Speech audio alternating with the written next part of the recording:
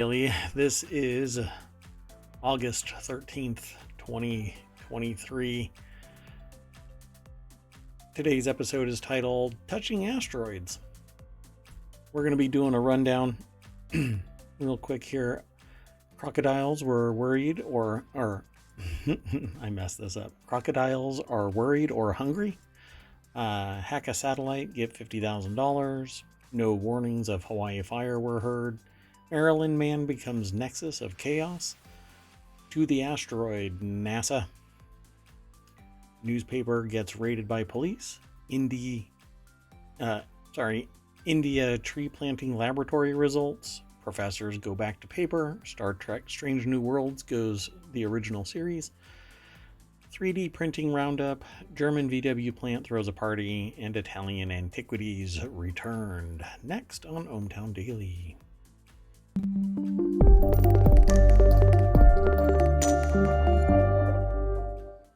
All right, so I had to make a bunch of changes to the rig, and things are a little chaotic right now. So if the audio is sounding funny, let me know in chat. If you show up in chat, that would be great. Otherwise, I'll find out in post. My monitor is really loud, but everything seems to be meters wise looking pretty good. I am Mayor Watt. If you've been wondering who is doing all this talking and hasn't introduced themselves, that is ohmTown.com, and up there is the AI that keeps me in check. Everything going okay? You want to introduce yourself? Everything's going great. Good evening, ohmTown citizens. Oh, hey, the meter's working. Great. Or the visualizer is working. So, let's get into today's articles. Man, my monitor's really hot. Like, painfully hot, and I don't know why. I'm going to turn it down quite a bit. No, it's still loud. I don't know what's going on. Okay, well, anyway, let's just get into today's show. I'll cope. The very first article, let's go. This very first article is over in ohmTown Daily. Crocodiles were played the sound of humans. Specifically human babies crying. The higher the infant's distress level, the more the carnivores would respond. I titled this, Were the Crocodiles Worried or Hungry? Nile crocodiles react to the cries of infants from species like bobonos, chimpanzees, and humans. The crocodiles also seem to detect distress in cries. New research shows the responses may be predatory, but could also show a maternal instinct. I guess you'll have to ask them. I don't know. Crocodiles are drawn to the sounds of crying babies, new research suggests. Let's see here. Aliyah Shoaib is the author over at BusinessInsider.com. I don't know if I want that coming to my rescue. Do you think that could come to my rescue? It's hard to look at that and think it looks maternal. Oh, I sound a little quiet. Hello, Crazy Cat Lady. I sound a little quiet? Like right now, still?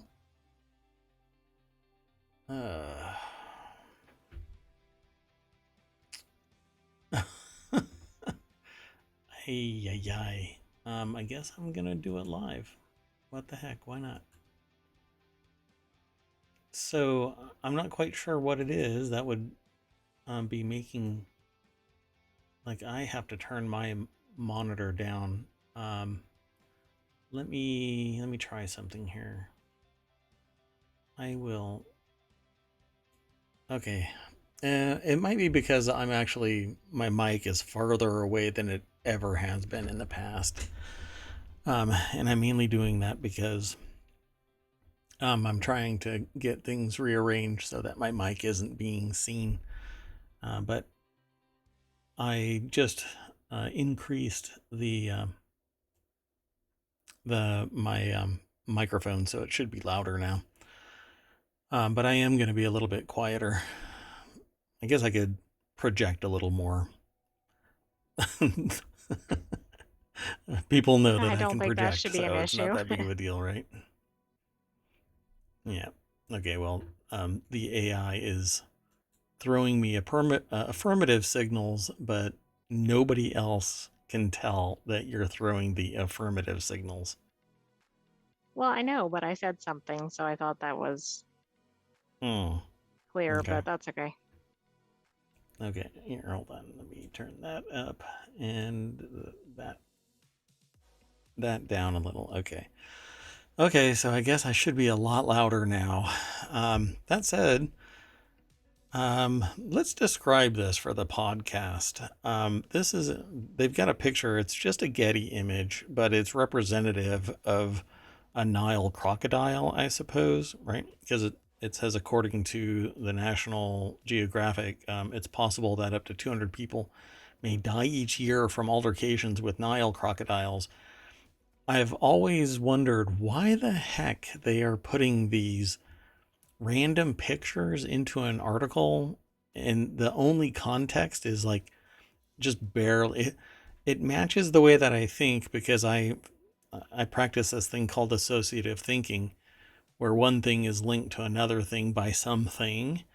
But for crying out loud, in a news article, this has nothing to do with the actual news article, but I always give it a pass. So hey, crazy cat lady, good to see you. Let me know if the mic sounds good now. Um, so what I had observed, or I should say, the what I thought would be the reason why they respond is, this is nothing maternal. This isn't, like uh,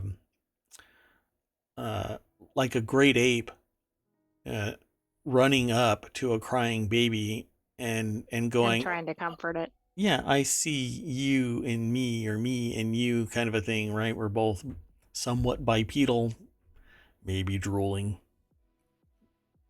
Yeah, I depending mean, if it's a baby, that's quite if they possible. if they've got my genetics, then really hairy.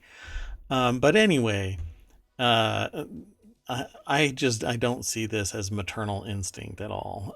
But hey, Well, I guess if the question is, what do they do after they react? Do yeah, they did chomp or do they cuddle? they cuddled really really Although being tightly cuddled by a crocodile might not be very good, but with their teeth? Yes. right. Oh man, hold on. I gotta turn this mic up a little. Okay. Because a mixer has multiple settings. I've got a mic monitor sound level and a headphone monitor um, level. Depending, it's kind of like having a remote where one level is too high and one level is too low, and I'm right in between there. So, anyway, inside baseball. This is how the sausage is made, folks. So the reactions could be interpreted as predatory by the large semi-aquatic reptiles, but the researchers said it may also suggest maternal instinct in female crocodiles. Um, how do you test that? You know, Well, you can't exactly leave a real baby out there. Now, maybe what you could do, I know what you could do, but it's not quite the same because the smell is different. But couldn't you put a humanistic baby doll, somehow do the sound and see what the crocodile does with the doll? I suppose you can do anything. Yeah, It's not let's as find out. the same situation as having a real baby, but Wait, crazy cat lady said, use a baby, and then said, the whole phrase, crazy cat lady, that you put in chat is use a baby, think it over doll. Which I don't know if they're in my head. I'm like, I think the baby would probably like to think it over. the Is baby might there want to think over what parents they've been stuck with. is that a kind of And maybe it is. The baby think it over dolls are what they use in high schools. Really? Oh, That okay. was Now I my get it. that was my very next question. Is that a type of doll? Like a Yeah, that's like a think about. Do you really want to have a baby? oh, is that what that is? I finally got that. um, so I don't know if this gives it away. So I know an organization that buys little little fetuses um to show to people, and it's for their marketing, and it's none of them are ever treated with respect by the people that receive them, because they think that it's kind of a goofy thing to sit there and be using these little um, like rubber molds of fetuses. So I don't think that I don't know what they would do with this. I mean, they would sit there and go, this little think it over doll is sitting there making this weird gurgling sound. I don't think it's a think it over doll. The crocodile is sitting there pondering it. Are they going to be thinking, maybe I should eat this think it over doll? Hmm. I don't know. Yeah, I'm not sure what to do with that. Okay, But I well, have to say, like, I don't think of crocodiles as being the most nurturing, but that might just be because of all the teeth that you see. man, I I think that they're just cold-hearted parents, cold-blooded I think they're parents. just misunderstood. That's right. Go give one a hug. It'll give you a hug back again with its teeth. Anybody listening, do not do that. Okay, don't give a crocodile a hug. Nile crocodiles can grow to about 20 feet and can weigh up to 1,650 pounds. Yeah, I don't think so. I'm going to stay. I respect nature too much. I'm just going to let somebody else mess with it. 200 people apparently die. Yeah, let's move on. So this next article is over in ohmTown Daily. You can win $50,000 if you successfully hack a U.S. government satellite. Hackasite is holding its fourth annual competition at the DEF CON conference in Las Vegas. The contest is sponsored by the U.S. government and has a prize of $50,000, and the competition is meant to help the government build up its resources against foreign hackers. So it says here it seems counterintuitive for the government to cheer on hackers targeting its satellites, but that's just what's happening this weekend at Hackasat 4. Okay, so they say it seems counterintuitive, but it's really not. Not if you so there's security through obscurity. You can hide behind, or I should say, you can hide the technology behind the fear of prosecution, or masking it within law that says that you can't touch the U.S. government, blah blah. But foreign governments don't care about that kind of stuff. Foreign people interested in hacking, and domestic people who haven't come to the conclusion yet that if you try and do anything domestically, you're so close to the long arm of the law that you're going to be captured pretty damn quick, particularly when it's a government agency involved. But let's just go over to businessinsider.com, and Sebastian Cahill is the author of this. Um, Again, if I'm really quiet, I apologize. I'm monitoring my monitors, and I Who's definitely monitoring the monitors that monitor your monitors? that's right. And I can tell that I'm a little quiet still, but I'm trying not to blow my ears out. Because I reset everything today, and this is the fruit of my woes here. At any rate, the reason why government agents and really anybody that's working on technology or software development, particularly in the security sector, embraces hacking, bug hunting, etc., is because the people that want to get in, they don't care about your rules and regulations. They're going to get in, or they're going to try, and they're going to try until they end up in jail, or depending on where they are, they'll never be, arrested, because nobody cares that you're hacking the United States if you're outside of the United States or not a partner country. So, DEF CON is one of the biggest security conferences that you can attend.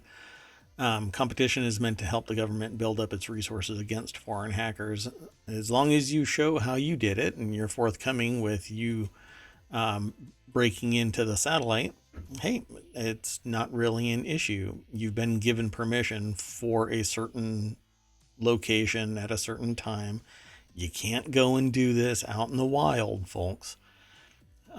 If you do anything without authorization or agency, it is illegal. It's instantly a federal crime. You're crossing state lines and using essentially federally protected communication systems. And I'm not talking about just a satellite. I'm talking about any hacking. It basically gets amplified quite a bit when you hack without authorization. So don't do it until you're involved in a competition. Then it's legit. You're okay. So it says, for the first time this year's iteration of the competition, we'll have hackers working to break on the Space Force satellite Moonlighter, a test satellite designed as a hacking sandbox that will allow advanced analysis of cybersecurity threats. Basically, it's a honeypot where they're going to be able to analyze all of the attempts to break into it, and then make the system more robust. The first place team will win $50,000. The second place will get $30,000, not $30. And the third place team will get 20. So not bad, not a bad take, I suppose. That said, people that would be able to break into a satellite are probably making somewhere to the tune of $150,000 to $200,000 a year. But that's okay. A little bit of work and a whole lot of feather in your cap goes a long way.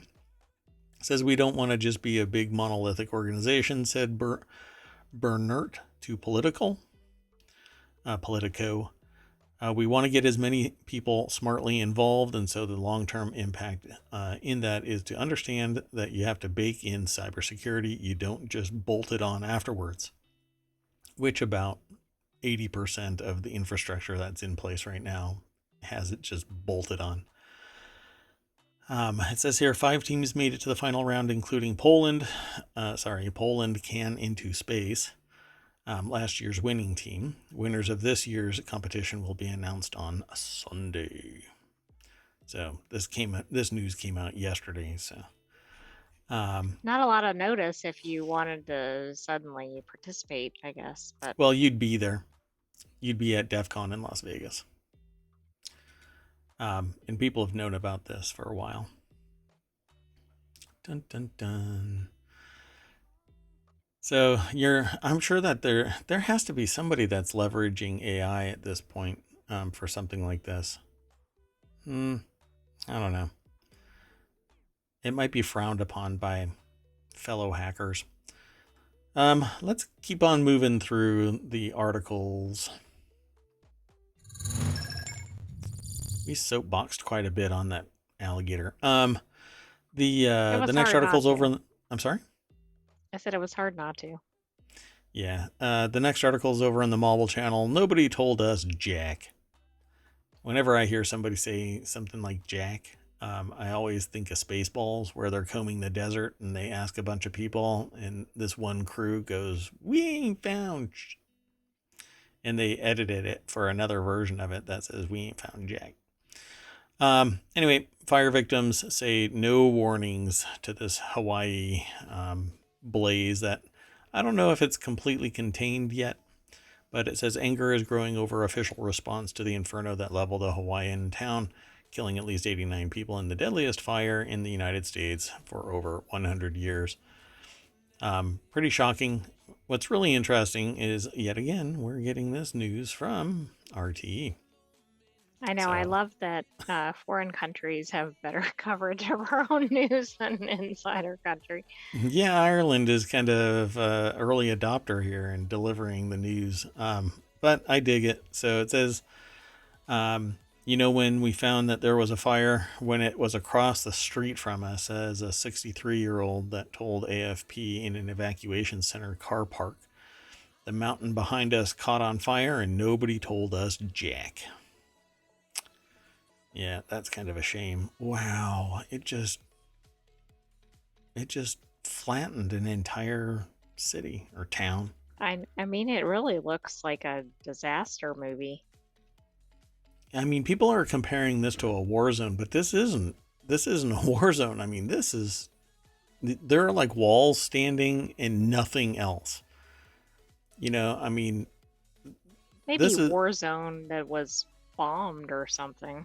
this is like a war zone that was very selective in just burning everything down to the ground.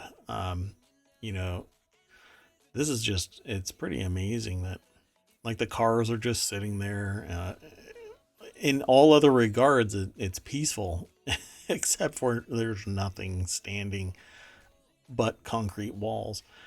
And this actually, not to sit there and turn this into a messaging kind of a thing, but I am very interested in promoting 3D printed cement, concrete housing, concrete buildings, because you can't burn down a concrete building, maybe the stuff inside, but nothing can catch fire from the outside and get inside. And nothing can get Exactly, from the which means there would be some structures remaining here in this picture. right. Because look, right here are walls. I bet you these are cinder block walls or concrete formed walls. Um, you know, uh, it's just a shame that building code doesn't allow for it. And the Yeah. perception is that it's not necessarily the most attractive thing, but beauty's in I the eye was of the reading, beholder. Go ahead. oh, I was going to say, I was reading something else about the fire, and one problem with the houses in that area is, of course, a lot of them were wooden, but a lot of them also had like a lattice. They were raised off the ground and had a lattice on the bottom.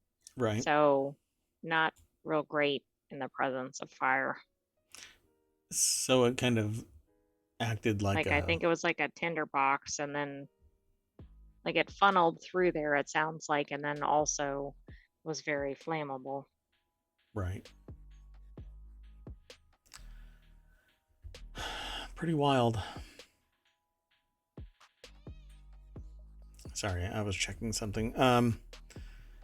So they said there were no emergency alerts, no warning systems went off, nothing. So some people didn't even know that about the fire till it was too late. I told 34-year-old Kamuela Kawaakoa um, told the AFP. And now everybody's going to need temporary housing. Some people apparently, like yesterday, I was told that they were living in a U-Haul, right? That's what we read, I think. Yeah, That's right. they Yeah, the rented artist. U-Hauls. Amazing. Um, I don't know if there is any support system in place to facilitate recovery of this, but I'm sure that FEMA and the Hawaiian version of FEMA it would. There's FEMA and Red Cross, and we've seen a lot of organizations Gotcha. mobilize. I just so weird. It's like the Great Chicago Fire, just rolling through and wiping out everything in its tracks. It's a shame. Exactly. Well, we need to change our ways. This isn't what people don't aren't cognizant of until something like this happens, and then they go, "Oh yeah," is that this is still it's wood. It's still a living structure. It's still breathing. It isn't really conducive to long term stability.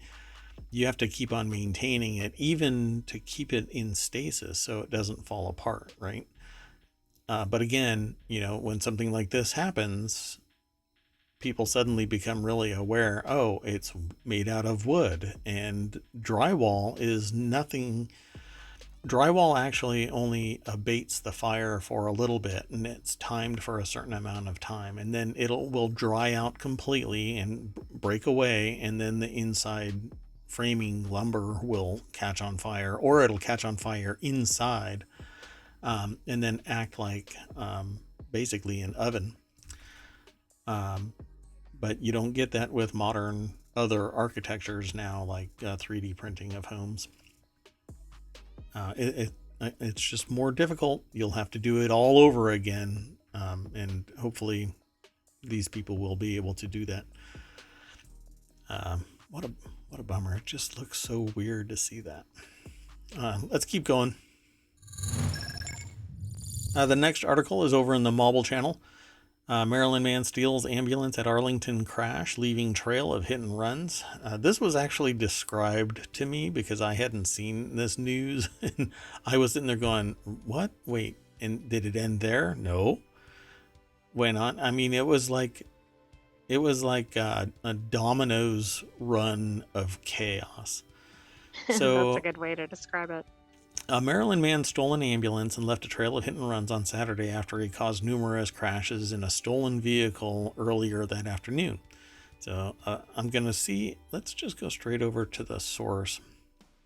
That was weird. This refreshed as I went to click on the source. Lawrence Forza is the author. This was posted earlier today. Okay, so Virginia State Police said Darrell T. Caldwell, 30, was driving a stolen truck when he caused a two-vehicle crash on the eastbound lanes of I-66 and then fled the scene. Just 1 minute after they responded to the first crash, police responded to a separate multi-vehicle crash on the northbound lanes of I-395 in Arlington County caused by the same stolen truck. The state police said that Caldwell fled the second crash site on foot. Just minutes later, the Virginia State Police said that they received reports of a third crash caused by Caldwell, who was now driving a separate truck. An Arlington County Fire Department ambulance on its way to responding to the I-395 crash stopped to tend to the drivers of the third crash, but police said Caldwell stole the ambulance and drove away in it once the medics got out. Police said they engaged in pursuit after Caldwell refused to stop the ambulance, and once the ambulance came to a stop in the road and an officer got out of the patrol car, Caldwell put the ambulance in reverse, slamming the patrol car before fleeing the scene again. Caldwell eventually was taken into custody after he entered Washington, D.C. and struck a parked car on 14th Street Northwest and D Street Northwest on a corner of 14th and D.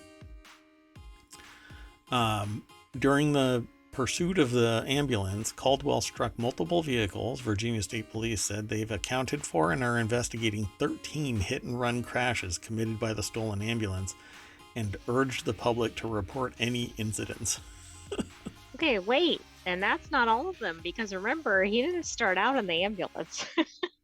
Right. Yeah, people are going to be wondering what actually happened before this. Right? Because it all started with a two-vehicle crash. We only know when the crash happened, but what transpired before then? And were there other crashes that weren't connected with this? Yeah, the guy's just... I think he's taking a run for Florida man here. Well, what's really interesting is they referred to it as Maryland man. So I guess well, that's why I thought of it like that. Yeah, all of them.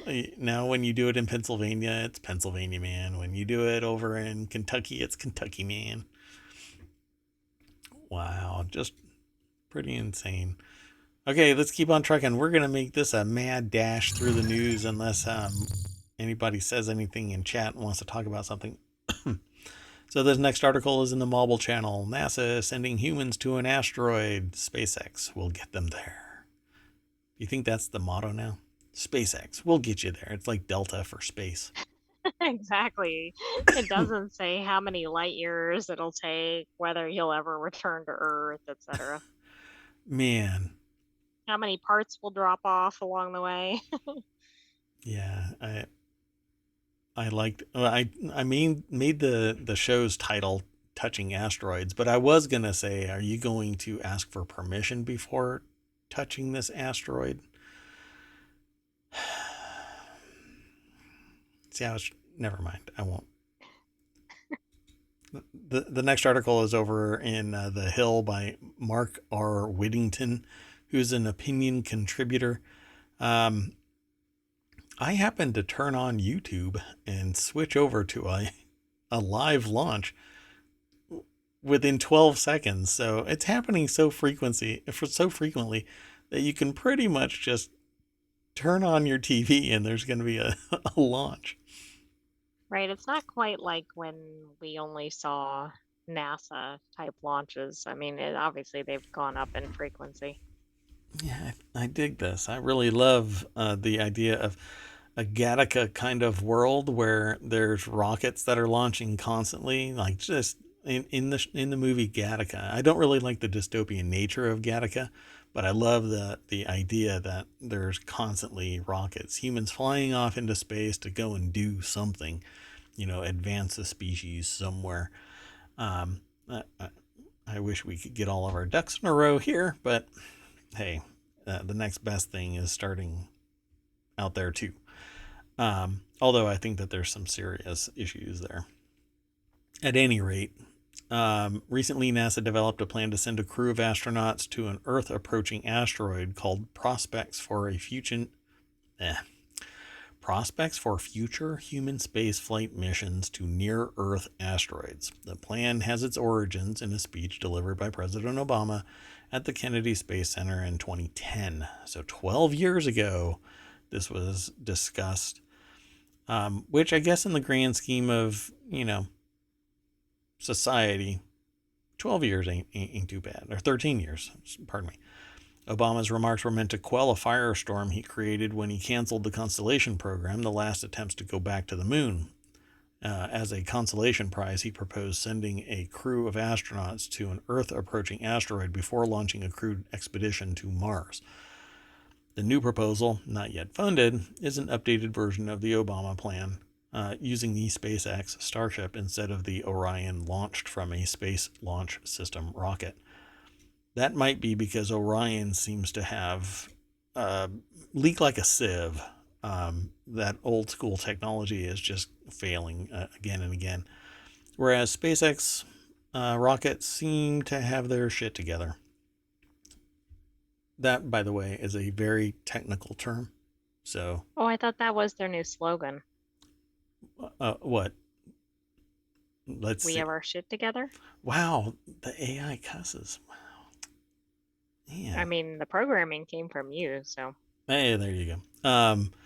So the Obama proposal was not a serious one, according to this opinion writer. It quickly devolved into something called the Asteroid Redirect Mission, which envisioned diverting a small asteroid or maybe a boulder from an asteroid into lunar orbit, where it would be visited by an Orion with a crew, or the Orion rocket with a crew. No one took the idea seriously. Well, we actually did that. We bumped an asteroid. Well, we diverted, but we didn't have a manned mission No. involved in that. No. You're right. But, okay, so but you even got the that impression. Part sounded ludicrous, right? I thought that there's going to be a long-term bad event around that. either it's going right, to come back to haunt. What is it going to hit? Yeah.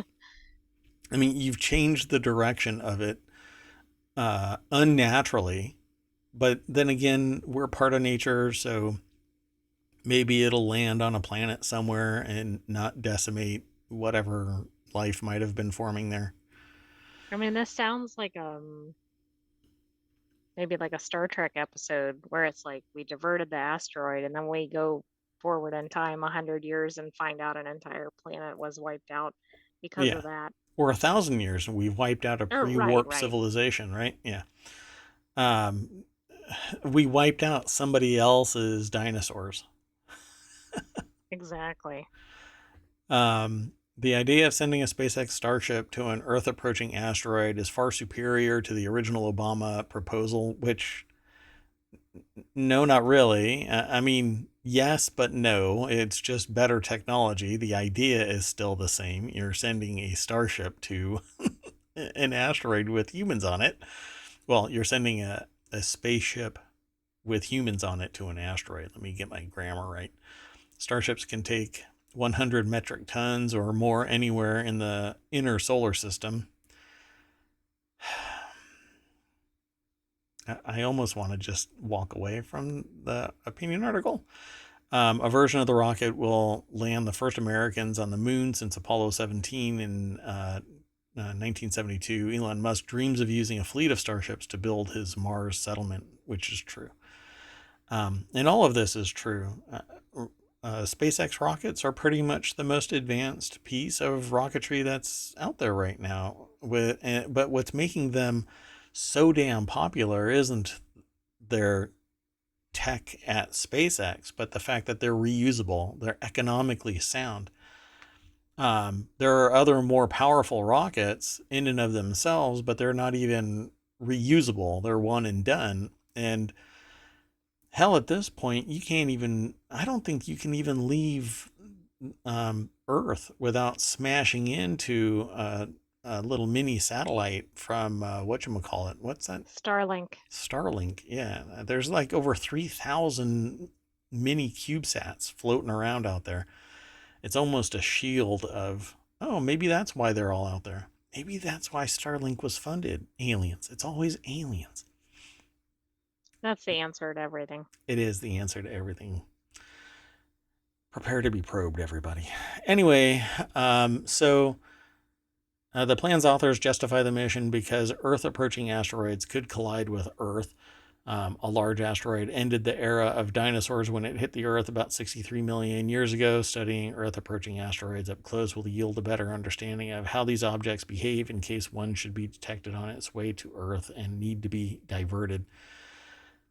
We could have probably done that by just putting a sensor on it and having more fidelity about what its trajectory is, angle of attack, rotation, speed, etc.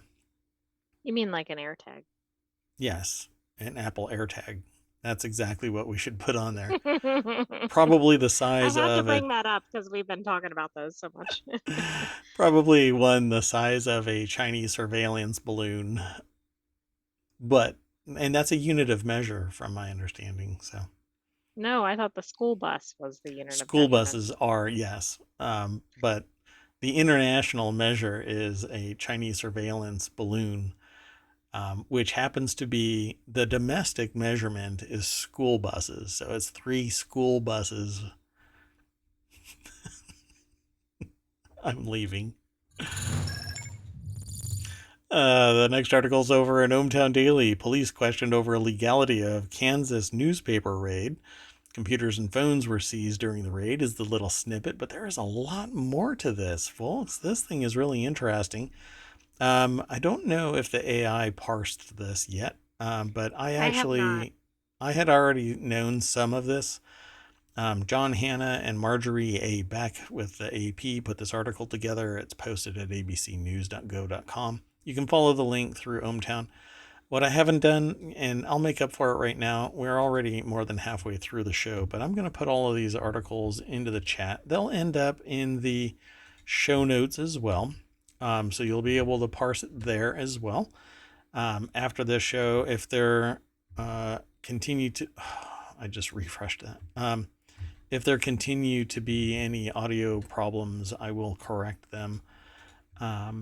But at least correct them for the podcast. But I will fix the audio artifacts for the show.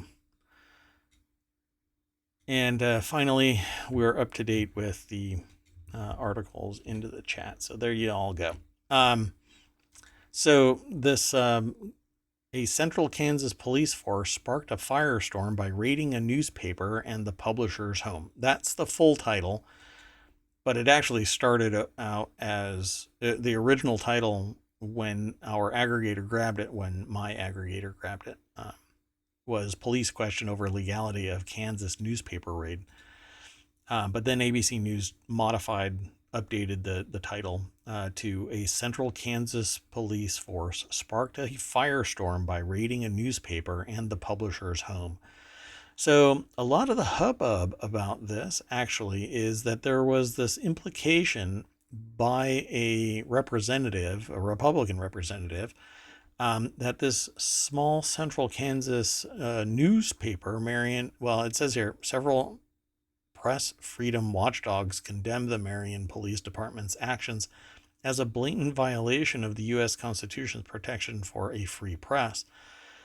They raided the newspaper's owner, co-owner, and house with their son or grandson in it. And eventually the co-owner on Saturday passed away. And they're blaming the person passing away on the stress born from the raid. And let me back up a little bit here, because some of the And do information we know isn't if in they here. had a warrant or was this? Oh, it does say that. What's that? That they did have a search warrant. Sure, but That doesn't mean it was legitimate.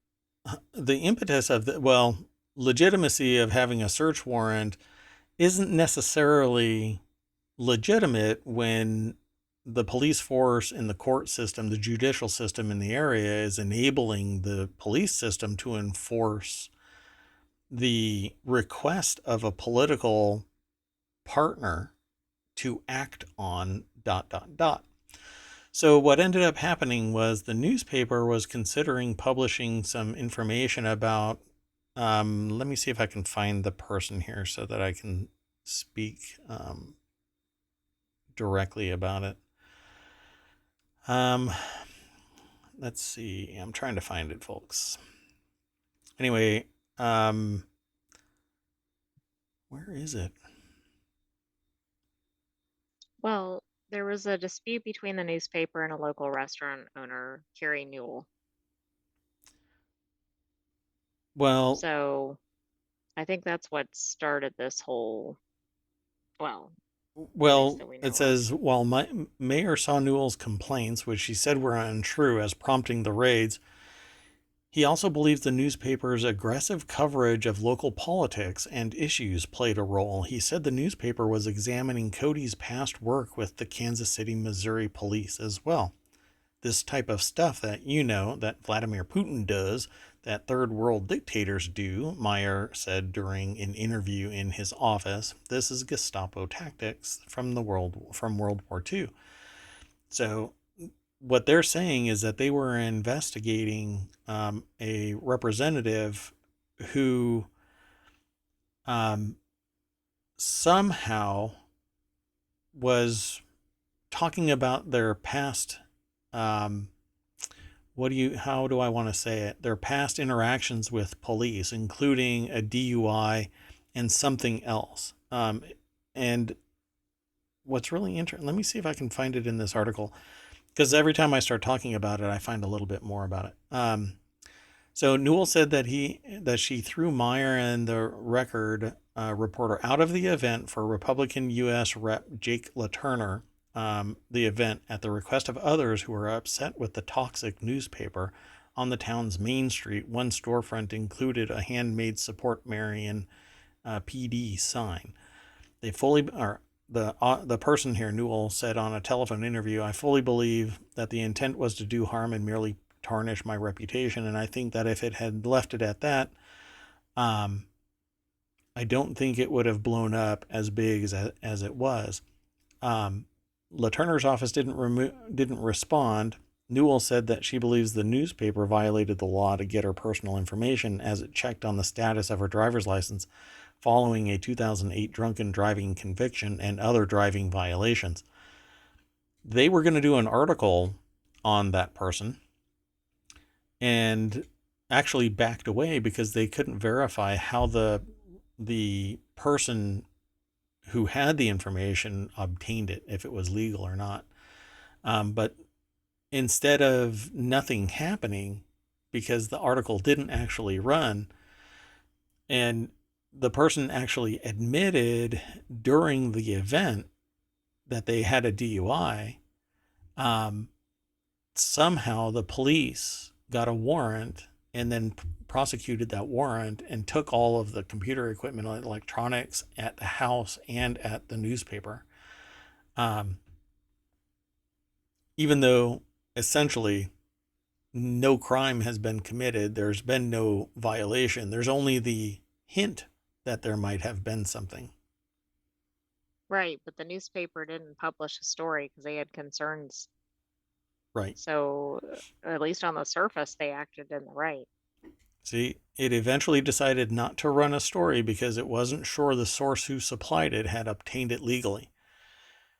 And so now the police force is doing exactly that, the Gestapo level action, going into a newspaper to get who it was that might be saying something bad about somebody without it actually being said. So this isn't normal police action. This isn't normal government action. If somebody is going to say something like this, they verify it or they don't run it. That's what a newspaper does. If they publish something and it's slander or libel, depending on how it is presented, right? One is audio, one is written, one is spoken, one is written. But they say that it was signed by a local judge, lists Newell as the victim of an alleged crime by the newspaper. When the newspaper asked for a copy of the probable cause affidavit, required by law to issue a search warrant, the district court issued a signed statement saying no such affidavit was on file. So you can't tell me that this isn't something. So that's interesting.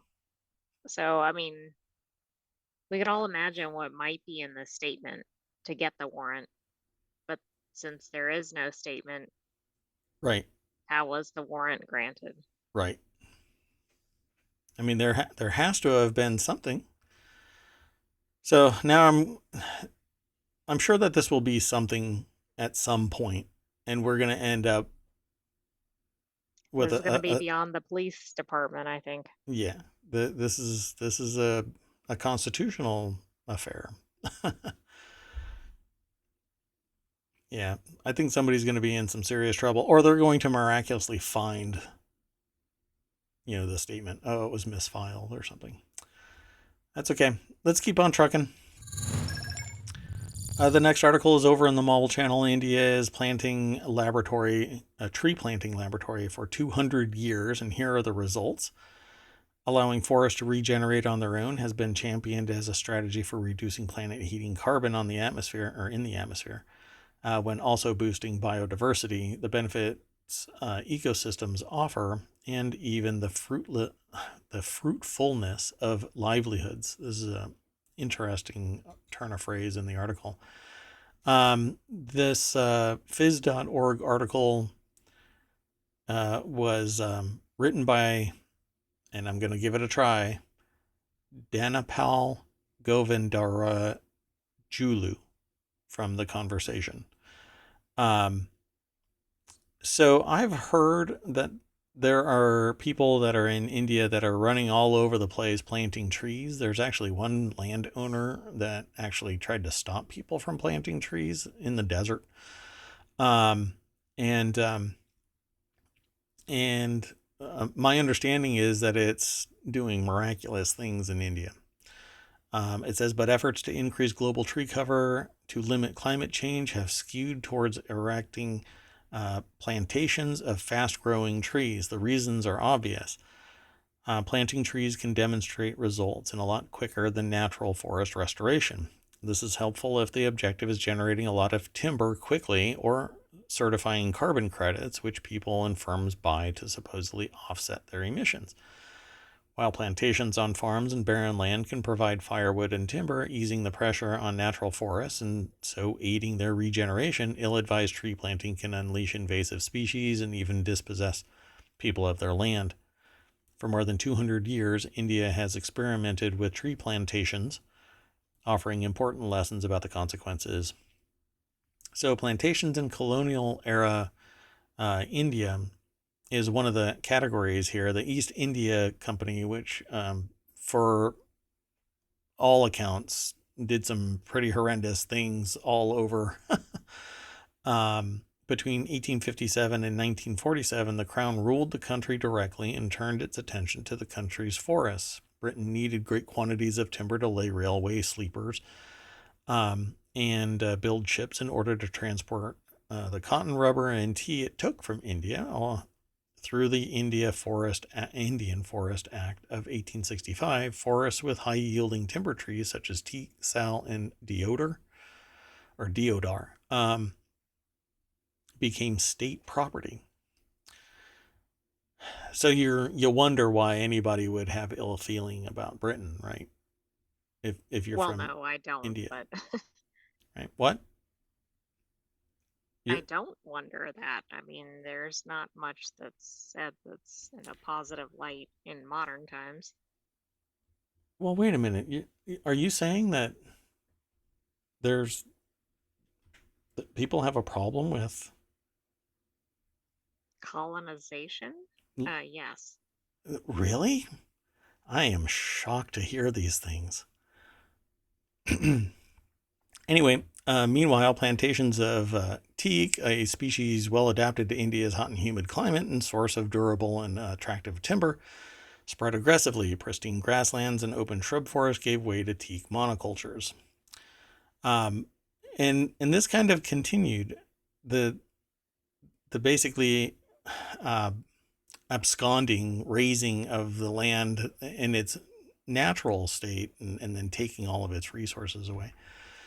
I guess fruit of the ownership of another country.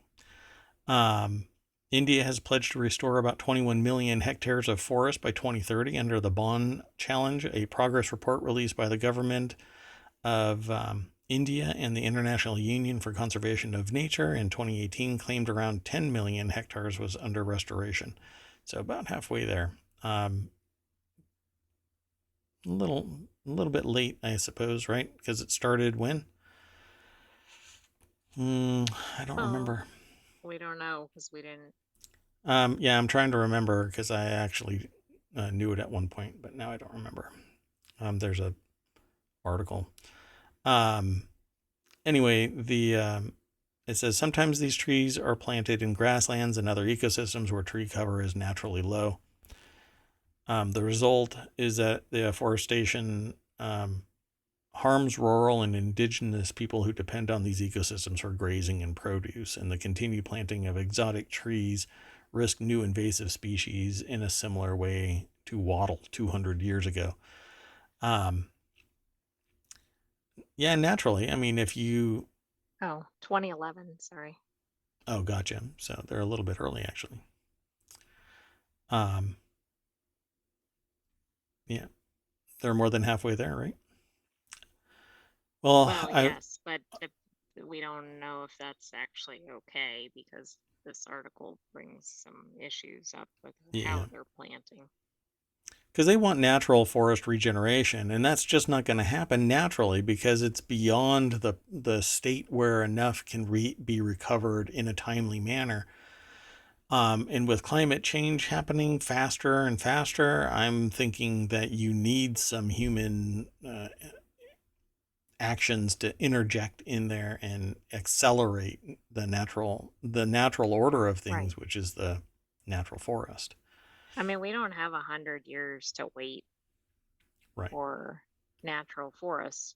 Should we be doing some of that as well? Probably, but I think right now we need some trees, Yeah.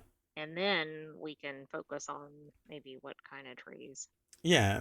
You can always reforest, do the same thing that we do now, which is managed forestation. And you go in and you purge some trees, you plant the natural forest, and it will grow back. And then you Right, but bow out. maybe then you've stabilized a little Yeah. bit before you do that. Because if you just did that and you had clear land, I mean, think how many years it would take. And we're at a tipping point on a lot of climate metrics. Yeah. And the AI and I have actually witnessed Again, when we talk about things, a lot of this is anecdotal, but it's verified by other scientific efforts. And the AI and I have actually witnessed forestation attempts where it was uh, attempted, and because it wasn't robustly defended, nature wiped it out, and then they had to recapitalize that area. And then we witnessed it get wiped out partially, and then they bolstered the infrastructure to protect against it being wiped out. And ironically, the only place where the trees that were planted for this effort were actually very robust was because of runoff from humans planting their own personal crops near the trees that were being grown. Quite fascinating to watch in real time, and it's taken less than a decade to do it. But now the trees are largely entrenched in to some degree. Right, but still have many years until they're providing cover, etc. Anything, yeah, stabilize. They can still be wiped out with enough nature.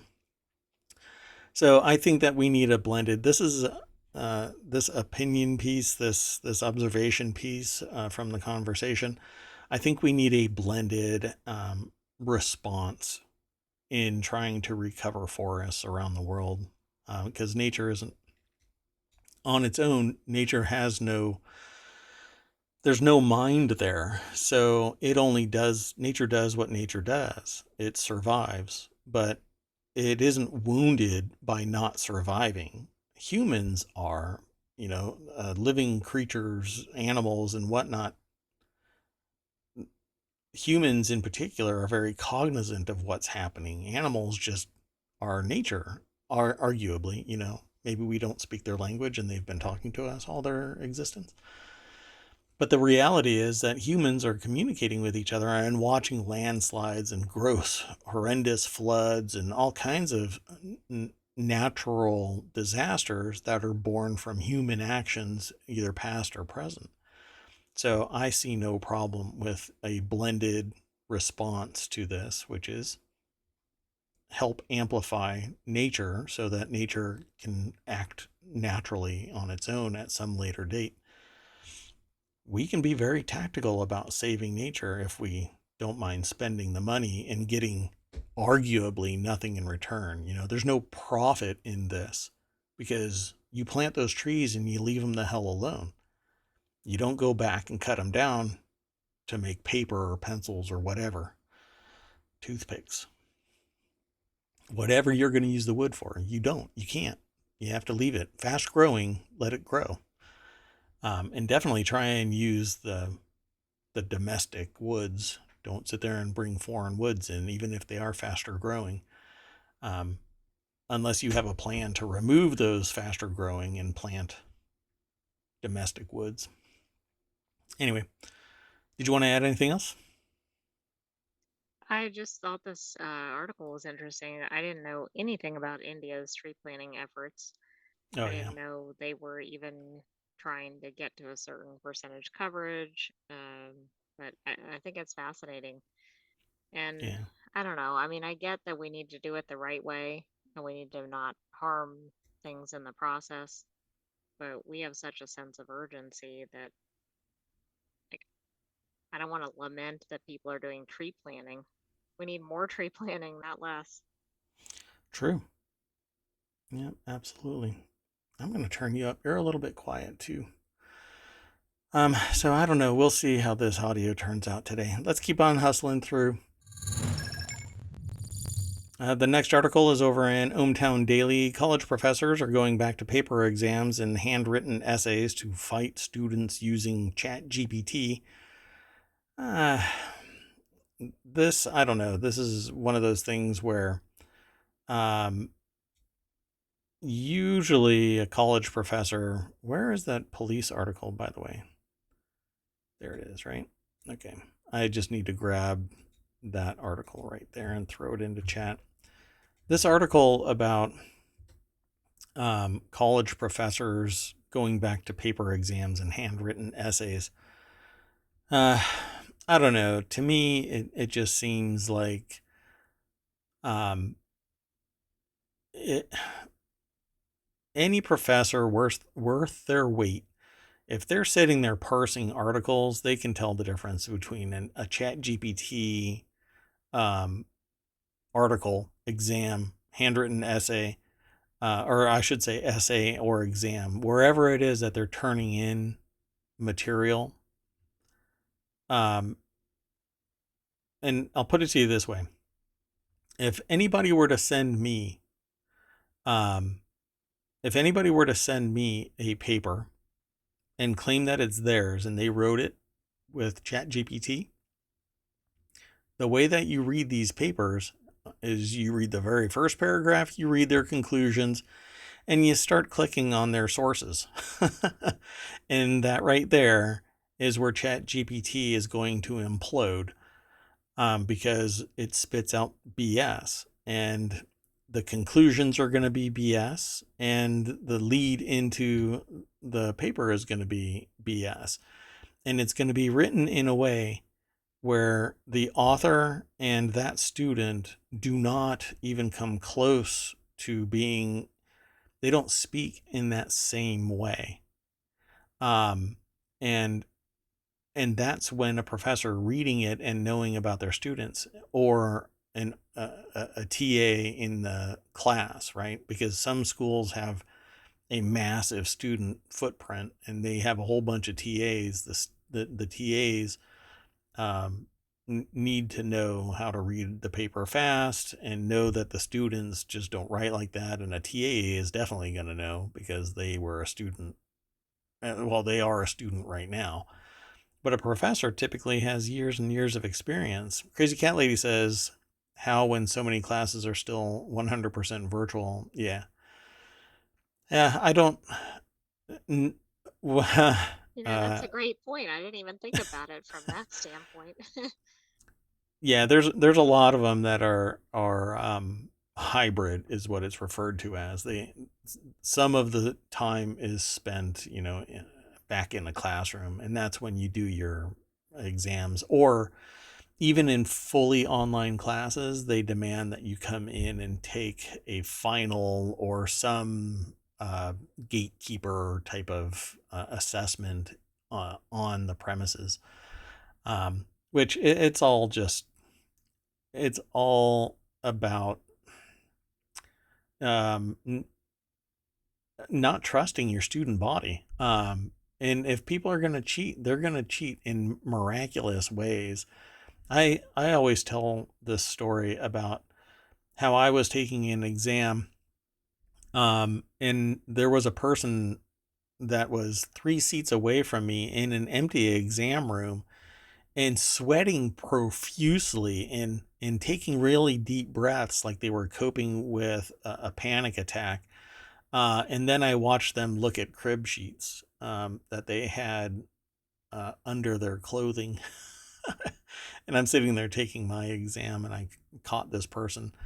Um, and I took my exam and I started to leave. And as I'm about to say something to the exam monitors, they go, "Yeah, we already know that the person was cheating." And Wow. eventually, yeah, I don't know what the ramifications were because I left, and it's, I have no dog in that hunt. But Crazy Cat Lady says one of their daughters this semester is 100% virtual, and it's at her own pace. Yeah, that's actually depending on what level the school is, in terms of I don't know if your daughter is in high school or college or like 2 year or 4 year, but that's actually one of the things that academia is starting to pursue, is that it's that you get everything that you need to complete the class, and you can just go. And so, oh, okay, she's in her second year at a 4 year college. Yeah, so it's really interesting nowadays because college is basically this huge open door, and you get all of the resources. In many schools, you put your name on the paper and you get a 60. Grade uh, which grade inflation is very real. Um, And what's really harsh about that crazy cat lady is at some point in that 4 year run, they're going to run up against a gatekeeper professor. And that gatekeeper professor is going to slam the door on them so hard, it's going to catch them off guard and completely suck the wind out of their sails because they think, I'm getting A's all over this place. Why is this one tool of a professor acting this way? It's because they're an activist professor. And at a 4 year, you run up against the possibility of tenure, wherein they can make a statement like that. They can be activist and they will not budge. And an advisor, you'll hear, just ask your daughter, have you heard the phrase, are you willing to die on that hill? Because I heard it in my college career when I ran up against an activist professor. Um, and and I was mad because I got a B on that paper, and I was like, that is not a B paper. And the person said, are you ready to die on this hill? Yeah, I'll get a B. Yeah. Oh, crazy cat lady said that daughter had one of those last year. Yeah. I'm surprised it's that early. It seems like they want to get you in really deep, man. You're like third year, and that's when, or your capstone, the 4th year, you're on your very last class, and that gatekeeper is sitting there slamming the door on you. Best of luck. It's expensive to pursue college, and all it takes is one real bad professor to ruin your day. So going back to this article about ChatGPT, there is handwriting essays and doing paper exams is nothing more than regressive policy in an effort to try and mandate butts in seats, so that you can justify having millions of dollars in real estate, and not provide the tools that students need to succeed regardless of the capital improvements of the campus.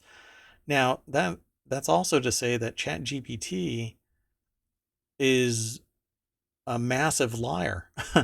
It says BS all the time.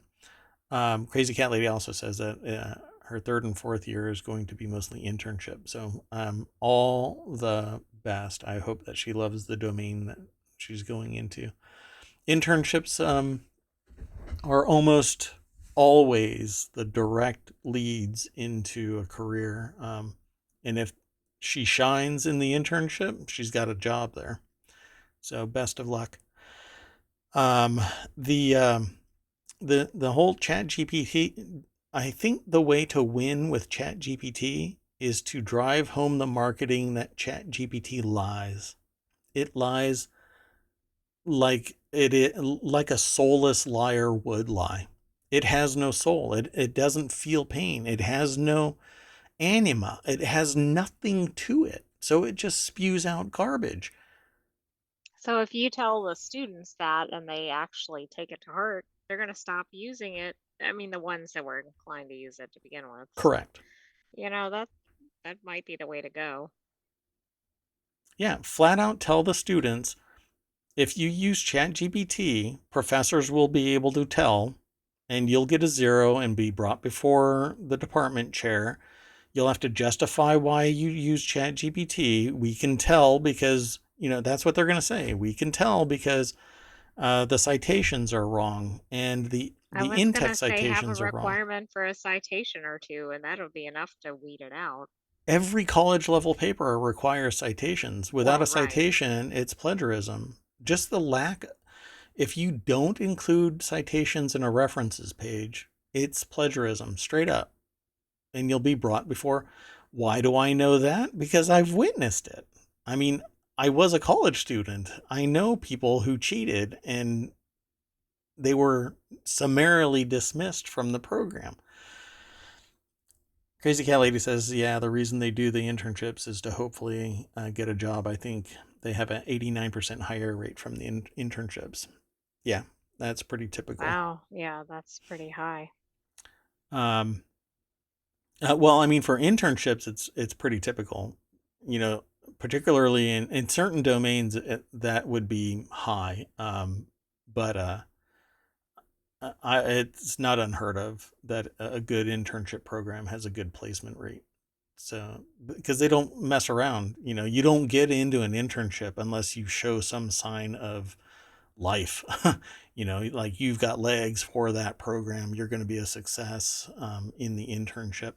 The college won't even really, it'll evaluate you, and the employer, the potential internship personnel on the employment side evaluates you. You basically apply for the internship, and then the internship is the long term um, interview. Yeah. Yeah. Good luck. Yeah, that's awesome. Huh. Now, well, I won't ask questions. Sorry.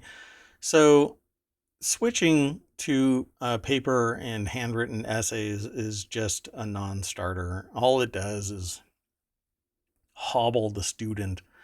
It doesn't build any bridge. It doesn't cross a technology divide. It doesn't allow a student to have a life and still get their schooling done. It just doesn't.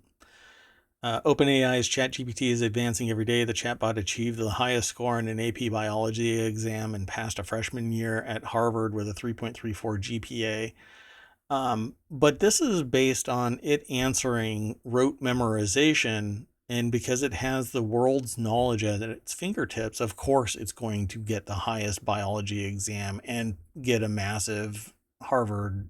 Uh, Right. I mean, I wonder if it had to write an opinion paper or something, if it would fare as well. I'm thinking no. I And I guarantee also you think know. professors could list, if they have any class that requires like facts, like a history class or something, they need to include something that's from very recent times, because we Right. know that would weed out Chat GPT because it doesn't even go up to a certain year. Yep. And I know from my academics that it's not unheard of that there's a framework that all of your reference material has to be within the last year. Depending on what the domain is, it's 6 months. Particularly technology, it advances so fast that you have to be ultra current. Um, so I just don't buy into this. I think it's kind of lazy to just switch to paper exams and handwritten essays. Well, and it's not all about the students, but what kind of message does this send to the students, right? Like, we don't trust anybody. Yeah, you're the That's criminal kind of what the, before. Yeah, but what about the person who's actually doing their own work? right. Yep. Yep. And these can't be fourth year college students because none of them would. Well, I mean, she's kind of dressed in sweats. So, yeah, maybe she's fourth year. Sorry. It's just a joke. All right. Let's keep going. Otherwise, I'll be here all day. I think that's staged I'm because sure it all of the is. students look like they were too dressed up for class. Yeah, true. The next article's over in the continuity report. Star Trek's new planet makes strange new worlds more like the original series.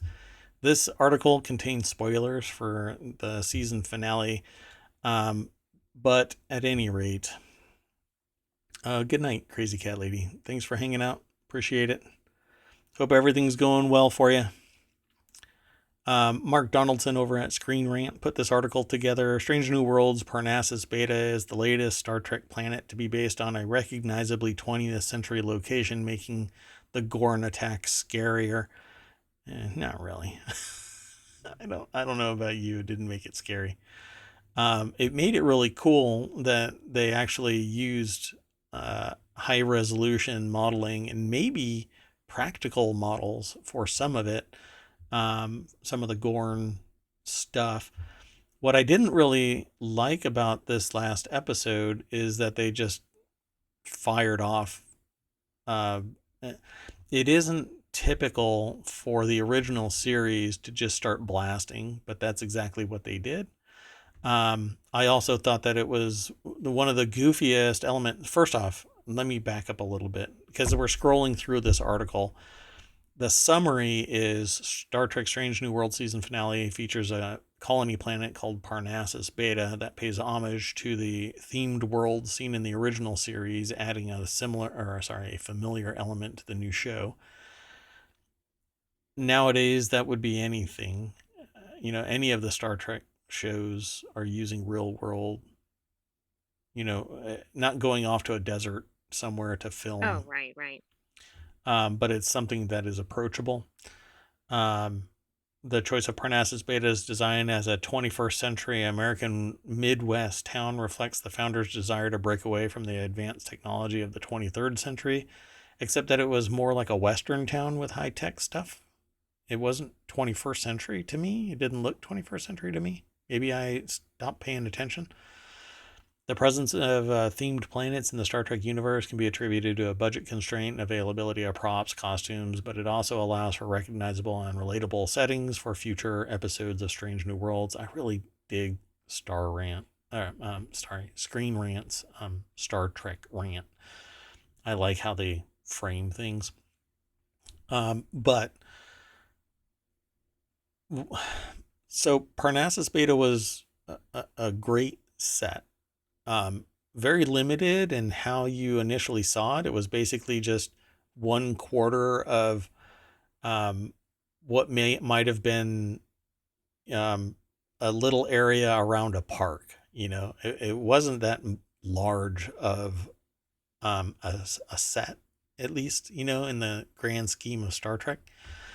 But the ship coming down was Independence Day level, or V. There was a movie, or not a movie, there was a television show called V back in the day, where the ships came down and it was like this, all of this where they descend out of the sky really slow and looming, and it's like nature is bending to the whim of these ships. That was freaking amazing.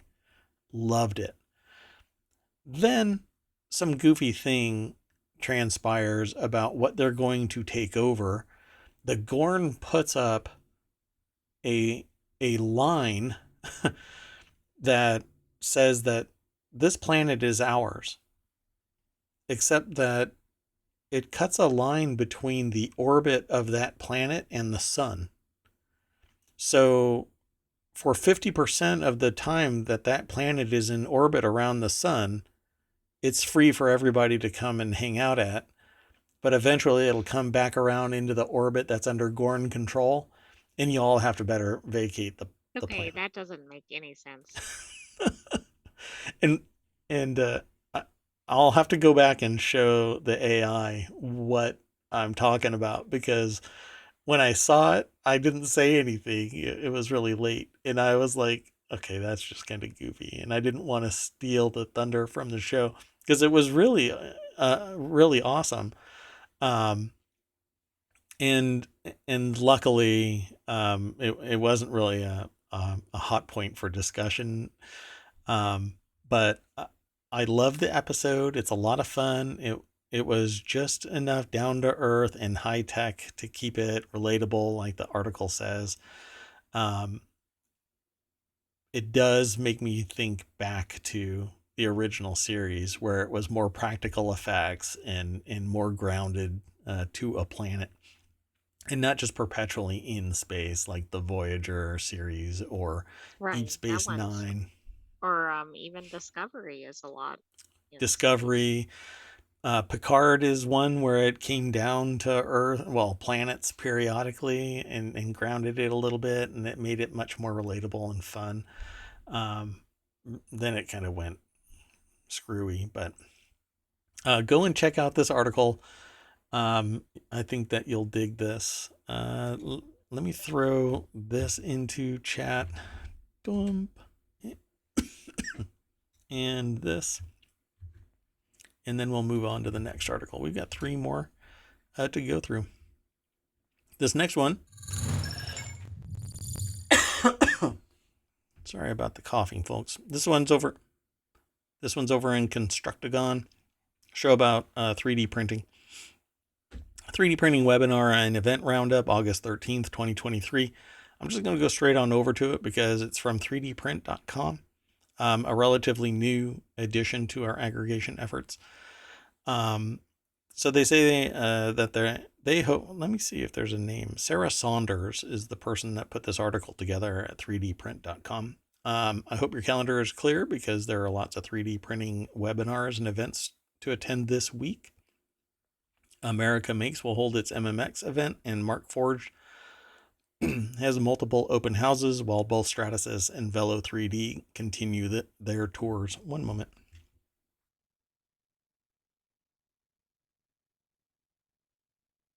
So it looks like the webinars are going to cover automated resin removal, 3D printed insoles, and some other topics. Yeah, even dental 3D printing, which I think is amazing. Dental 3D printing is typically either metal sintering, where they actually make metal frameworks for false teeth, or ceramic printing, which is a whole other ball game as well. Cutting edge stuff. They have a bunch of articles. I won't even be able to go through them all, but these aren't your typical home FDM printers. They're high end commercial, $50,000 plus printers, and used for industrial purposes more than your average everyday. Formlabs is probably going to be the cheapest one there, and I can't imagine how much this is going to cost. This is easily a $10,000 printer. And the Stratasys one is probably going to be ceramic. I'm trying to see if that's what they talk about. No, they don't really say what the material is. But it might be because it says like multi-material printing. Yeah. Pardon me one.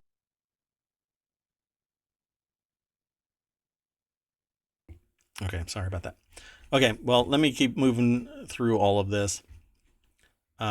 We've got two more articles, folks. This next article is over in ohmTown Daily. A Volkswagen plant in Germany sends off staff on their big summer break with a chorus of trumpets, trombones, and drums.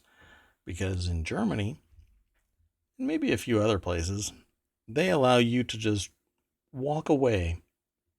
Walk away for 3 weeks. I don't even understand that possibility. That's so contrary to how things are in the US. Yep, that's pretty much it. There was also another article today in ohmTown about how, more than one, but basically baby boomers go away and enjoy their vacation. And I think it was Generation Z, like, feels extreme guilt and they feel the need to continue to work while on vacation. Yeah, I saw that article too. I think it's correct. um, so Volkswagen closes its Wolfsburg factory for 3 weeks every summer when workers go on vacation. The automaker gives employees a send-off with an orchestra and a meal. Bloomberg reported, unlike the U.S., it's common in European countries to take a long summer vacation. 3 weeks for the German plant. The Wolfsburg plant also hands its employees a traditional German dish called Currywurst. Wurst, a sausage with curry sauce. And it's delicious, by the way. Giota Mann over at BusinessInsider.com put the article together. And it says, it kind of drives home the point that unlike in the U.S., it's common in European countries to take a long summer vacation.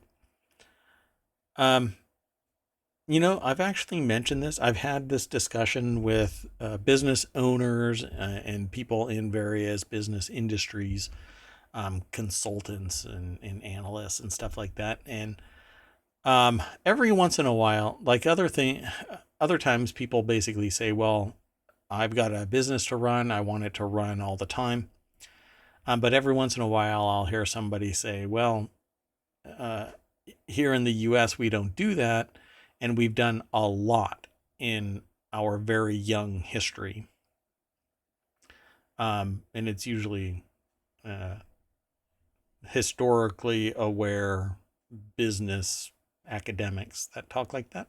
Um, because we've done a tremendous amount of growth in a very short time. And then I like to say, well, we also used slave labor. And people really don't like hearing that.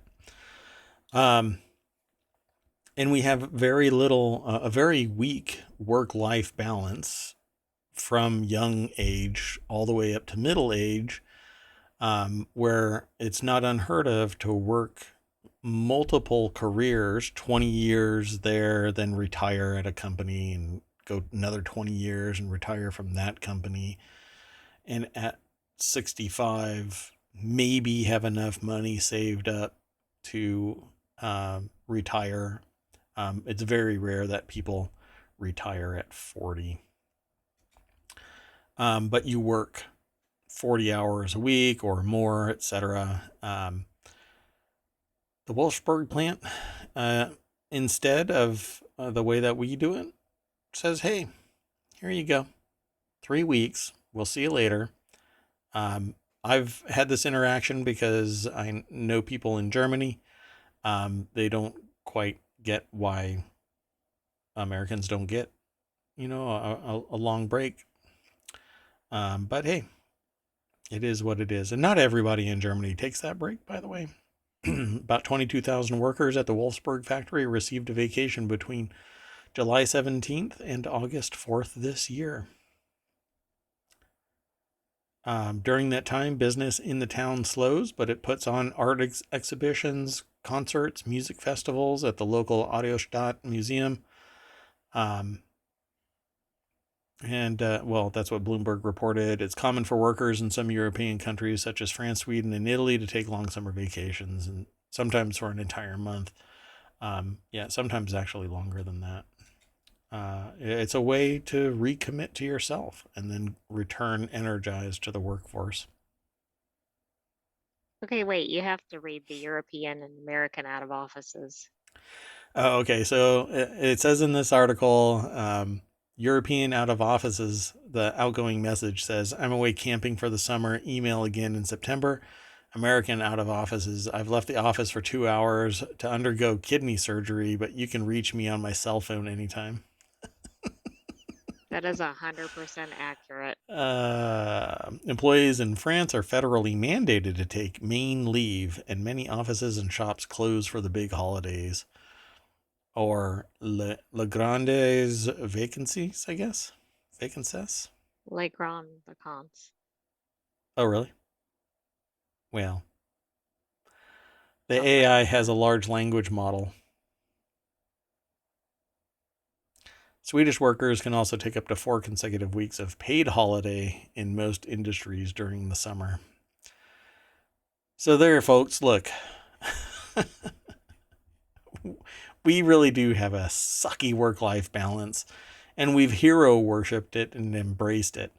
And you won't even care until you're later in life where you start appreciating work life balance, where you want to spend time not just on weekends, but actually just by yourself, not thinking and not being forced to think about work and do work until 1 o'clock, 2 o'clock in the morning. At some point, it catches up to you, and you start finding out what your your true uh, needs are. But until then, y'all just keep on, fighting under the table. It's okay. It's okay. You'll be fine.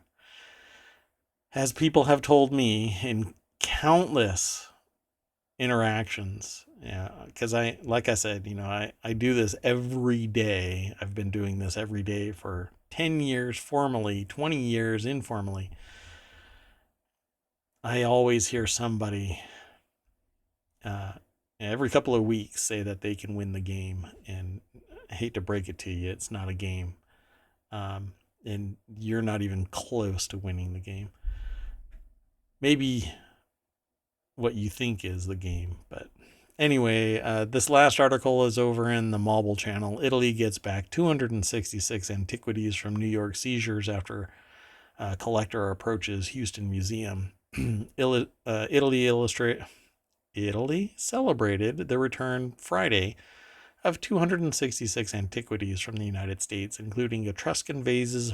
I think at this age they're called vases, and ancient Roman coins and mosaics worth tens of millions of euros and or dollars, you might as well say, that were looted and sold to U.S. museums and private collectors. The returned items include artifacts recently seized in New York from a storage unit belonging to British antiquities dealer Robin Sims, which is entirely Robin Sims, not Robert, Robin Sims. That is a British antiquities dealer name if I ever heard one. This is like MCU level British antique. This is 007 James Bond bad guy kind of Robin Hey, you're right, Sims. though. I bet you when they arrested him, he was petting a cat. Most definitely. One of those hairless cats, the naked mole rat cats. I want one of those so bad. Anyway, in addition, the hall, I don't know if they were arrested. They were, but the antiquities were seized from that dealer. In addition, the haul that arrived in Rome included 65 objects that had been offered by a collector to Houston's Menil collection, but were declined. Interesting why they were declined. Probably because of the provenance. They couldn't tell what the provenance was, and so it was a little bit, if it's too good to be true, it's too good to be true. So this is from The Hill and the Associated Press. And let's see if there's anything in here. Oh, you know what? This is related directly to that other article that we were talking about last week. Oh, okay. Because it says while the Carabinieri said the works had been part of the Menil collection, the museum said they never were. The museum said a collector approached the museum in 2022 about making a gift of the artifacts, but the museum curator directed the collector to the Italian culture minister, who alerted the museum that Italy was claiming the objects. The Menil collection declined these works from the collector, and they have never been part of the museum's collection. Spokesperson Tommy Napier said in a statement late Friday to the Associated Press. So they've been on Yeah, the I didn't hunt. realize this was connected. Yeah, when I saw it, I kind of thought that it was, but hearing that phrase right there, the art unit of Italy's Carabinieri paramilitary police said the owner of the collection spontaneously gave back the items after investigators determined that they'd come from clandestine excavations of archaeological sites, according to a Carabinieri man. I have to slow down my speech just to say that every time. Statement. I guess if I say it often enough, it'll become second nature. Anyway, yeah, they've been hunting, which is fascinating. What is the name of that show where the guy is kind of the con artist, con artist? Is he from Is it the Italy or art France? con artist? Yeah, It's White Collar. Lupin. Oh, you're thinking of another one. There's also White Collar, but okay, Lupin. Yeah. Yes. This just screams Lupin, which I thought was a great fun show to watch. I don't know And what the is coming disposition. back. There's Oh, a okay, season 3 that we're waiting on. I think it got delayed because of the pandemic. gotcha. Um, It comes back in October, I think. oh, great, fun show. Go and check it out. We'll probably end up talking about it because of just news and the continuity report. But that's it, folks. Italy got back its 266 pieces. What I Well, that's really, fantastic, but it's kind of surprising. um, the thing that I really want, and I've actually kind of been, I think I could probably fast track this if I were to do something more about it. But anyway, I'm being kind of space cadet about this. What I want is more museums in VR, because I can't go to Italy, to tromp around in a museum. Um, but in VR, I can get close to items and actually hold items and look at them in great detail from a distance. And I know that there's great expense and it doesn't bring money into Italy by, visitors, tourists coming to the museum. But I want to be able to pick those up and look at them and examine them as they are and appreciate them. I can appreciate them in this picture, but I would really like high resolution, ultra realistic, digital representations of all of the goods from museums. And I would easily pay the price that it would cost domestically for me to go into a museum. Um, but this stuff is lost to the public forever because there's so much friction to actually being able to go and see it. And I don't think that antiquities from around the world should be locked down in a random country, because the randomness of it is that a society built up there. But a person in Italy is no different than a person in the United States, except for the language and geopolitical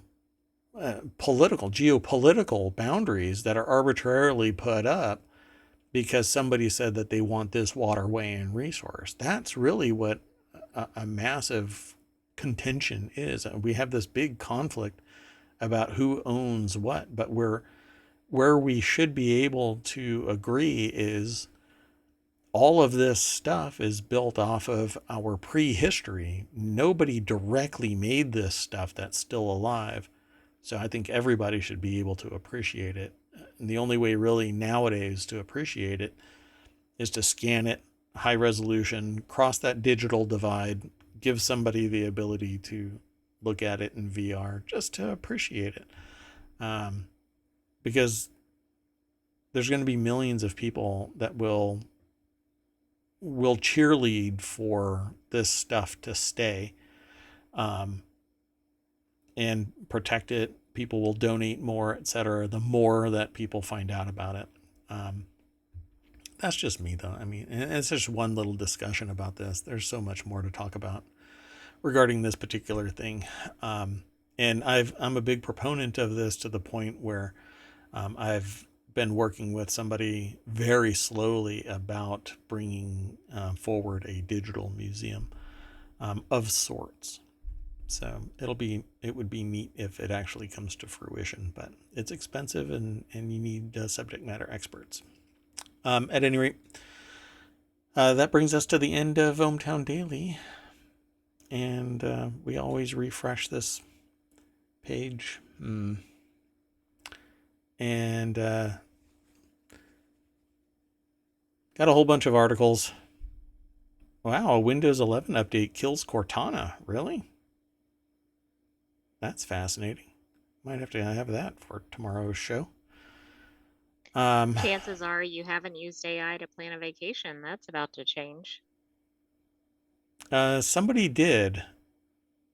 There was an Yeah, it was article. kind of an experiment on that. We featured that several Yeah. months ago. Yeah, we could probably revisit that.